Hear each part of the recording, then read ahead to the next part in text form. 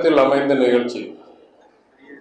இங்கே நிறைய bank manager இருக்காங்கன்றதுனால நான் ஓரளவுக்கு speak in English because I'm as interested in addressing the bankers as the known recipients or applicants. By coincidence, on Monday morning, that is Mundanethu, we had a special meeting of the state level bankers committee.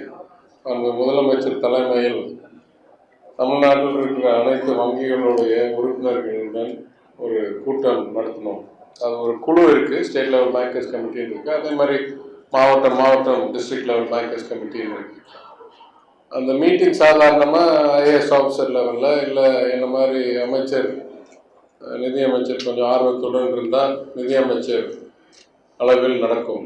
ஆனால் எங்கள் முதலமைச்சர் தானே அதில் பங்கேற்று ஒரு தெளிவான ஒரு உரையாற்றி வங்கிகளுடைய பங்கு என்ன, முக்கியத்துவம் என்ன, என்னென்ன செய்ய வேண்டும், பொதுவாக என்ன செய்ய வேண்டும், இந்த காலகட்டத்தில் என்ன செய்ய வேண்டும் என்று விளக்கம் கூறி எங்களுடைய கொள்கை தத்துவம், எதற்காக நாங்கள் அரசியல் இருக்கோம், அரசாங்கத்தை இயக்குகிறோம் என்றதையும் கூறி அந்த அடிப்படையில் எங்களுடைய இலக்குகளை அடைவதற்கு நாங்கள் என்ன செஞ்சிருக்கிறோம், நீங்கள்லாம் என்ன செய்யணும் அப்படின்ற அளவுக்கு தெளிவான ஒரு உரையாற்றினார். அதில் குறிப்பாக சொன்னது சமூக நீதி, யாரையும் பின்தங்க விடாமல், அது மாவட்டமாக பார்த்தாலும் சமுதாயமாக பார்த்தாலும் அனைவரையும் இணைத்து இருக்கிற வளர்ச்சி எங்களுடைய இலக்கு. அதற்கு வங்கிகளுடைய பங்கு முக்கியம் என்று உரையாடினார். Of course, the Chief Minister sets the direction, all of us follow. But I had a chance to speak as well as the Finance Minister, and I spoke as a former banker myself. நானே பல ஆண்டுகள் வங்கியில் பணியாற்றினவன் என்ற அடிப்படையில். And I made some points that are worth mentioning to the managers here because they may not see the macro picture on a daily basis.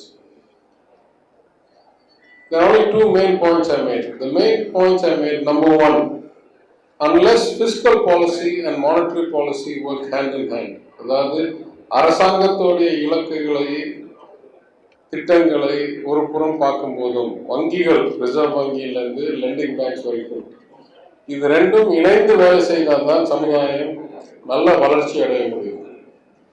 So we have to have some coordination and some synchronization between fiscal policy and monetary policy. Under normal circumstances, ஒரு வளர்ந்த நாட்டில் இது ரெண்டும் பிரேக்கும் accelerator மாதிரி இருக்கும். எப்போ fiscal பாலிசியில் ரொம்ப ஸ்டெபிலஸ் இருக்கோ அப்போல்லாம் மானிட்டரி பாலிசி டைட்டாக பண்ணணும். எப்போ மானிட்டரி பாலிசி ரொம்ப லூஸாக இருக்கோ இப்போ ஃபிஸ்கல் பாலிசி கட்டுப்பாடோடு இருக்கணும். அரசாங்கத்துடைய கடன் சுமை இல்லை அதோடைய ஸ்பெண்டிங் செலவினம் குறைக்கணும். ஆனால் நம்ம நாடு பொறுத்த வரைக்கும் நம்ம வளர்கிற நாடு, நம்மளுக்கு என்றைக்குமே lack of capital, inadequate liquidity, inadequate funds. அப்படி இருக்கிற சூழ்நிலையில் even under normal circumstances fiscal policy and monetary policy need to be quite well synchronized. ஆனால் பேரிடரில் ரெண்டு பேரும் இணைந்து வேலை செய்தால்தான் முன்னேற முடியும். பாராளுமன்ற உறுப்பினர் இங்கே நாடாளுமன்ற உறுப்பினர் கூறியிருக்கிறார். அதில் நாங்கள் கூறணும், எங்கள் பங்கை நாங்கள் செய்து விட்டோம். ஆட்சிக்கு வந்தவுடன் வாக்குறுதி கொடுத்த அட்டைக்கு 4,000 ரூபாயும் கொடுக்காத 14 பொருட்கள் உட்பட்ட ஒரு பேக்கேஜ் ஆஃப் குட்ஸும், அது இல்லாமல் பல வகையில் அவசரமாக மக்கள் கையில் பணம் போய் சேர வேண்டும் என்று ஃபிஸ்கல் பாலிசி மெஷர்ஸ் பார்த்தீங்கன்னா சுய உதவிக்குழு கடன் ஒத்திவைப்பு, இந்த 4,000 ரூபா ஒரு குடும்பத்துக்கு, அது இல்லாமல் இந்த பொருட்கள், அது இல்லாமல் பல வகையில் கிட்டத்தட்ட ஒரு 15-20,000 கோடி அளவுக்கு we expanded the fisc. ஏன்னா பேரிடர் காலத்தில் பொருளாதாரம் முடங்கி இருக்கிற காலத்தில் டிமாண்ட் ஸ்டிமுலஸ் தான் முக்கிய ஒரு கடமை for the government, for the fiscal side. So we have done that.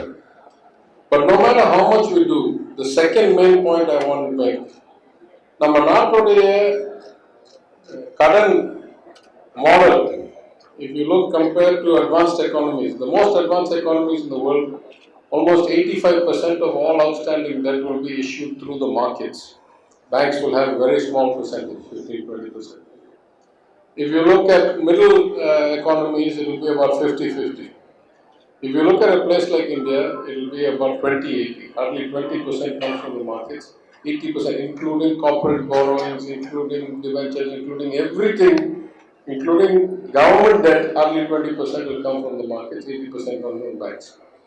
That shows you that the market still needs intermediation. We don't have an efficient market, we don't have proper mitigating systems in terms of risk management, easy adjudication, standardized models of bankruptcy reform. These are all structural problems in a growing economy.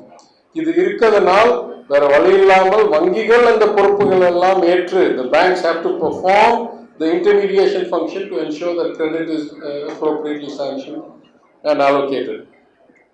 இதனால் நம்ம நாட்டில் வங்கிகளுடைய முக்கியத்துவம் மிகவும் அதிகம் உலக அளவில் பார்க்கும்போது. And because, as the MP said, we have this unique strength of nationalized banks. Many countries which are not developed don't have such a strong nationalized banking sector. Now that comes with pluses and minuses. But the net result is that banks in general and nationalized banks in particular are the key drivers of financial inclusion, of social justice, of ensuring that we have a kind of homogeneous availability, access to credit at the lowest levels. Governments we try to come up with programs with guarantees and so forth. But banks have to manage risk properly, we understand that. But even secure credit for loans on businesses or cars or houses, it's not that easy to obtain. And because a lot of our economy is informal, many applicants cannot produce evidence of income or of activity or of cash flow or transactions to come and apply for loans. So this is the problem we face today. How do we, on the one hand, maintain the quality of banks' balance sheets, because they are the public money. On the other hand, ensure that access to credit exists widespread across society. In fact, we have not done such a good job. In fact, we all know that banks are in quite a lot of trouble in terms of bad loans in their books. The redeeming point is that is not bad loans from micro and small borrowers. It is largely huge borrowers who had already complexity in terms of asset liability duration mismatches, including the bank I was in. We lent too much to too few people for too long a term. That's the basic problem of how banks have got into trouble in India. It is concentrated risk with high duration to few borrowers who have ended up in trouble as the markets have turned, particularly after the global financial crisis and demonetization. So,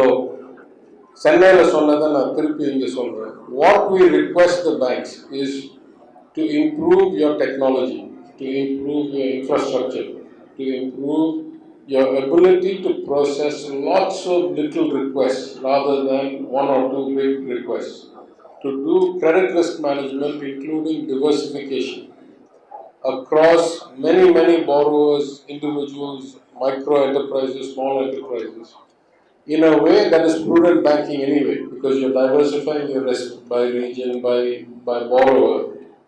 It is a lot harder to do.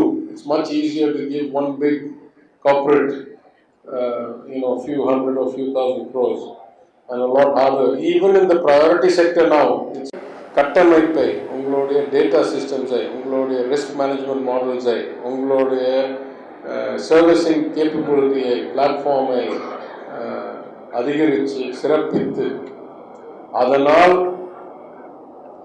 எண்ணிக்கையை அதிகரித்து increase the number of borrowers and increase the strata from which they come and expand the kind of access to credit, particularly after the crisis. This is the need of the hour, because we have many people உங்களை விட்டா அடுத்த வட்டி கந்து வட்டி, so there is nothing in between. They're reasonable with you or it's usurious kind of lending on the other side. So முதலமைச்சர் சொன்ன கருத்தையும் நான் மாநில அளவில் திங்கட்கிழமை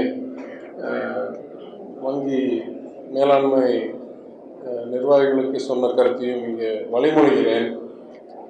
அனைவருக்கும் வாய்ப்பு கிடைக்கிற மாதிரி, அனைவருக்கும் அப்ளிகேஷன் கொடுக்குற அளவுக்கு முகாம்கள் இல்லை வங்கியுடைய அவுட்ரீச் ப்ரோக்ராம்ஸ் மூலமாகவும், அதே மாதிரி using better technology, better understanding and better models. Now many people cannot provide things like a civil score because they just don't have it. But all that technology is new to India anyway. You were doing, the power of nationalized banks is that you were doing lending before such things existed. So you had your own internal models, your own internal data. People like State Bank already are, across almost every village in the country. So it's not that hard for you to use your own data to mine and to develop your credit risk models and your repayment models and so forth.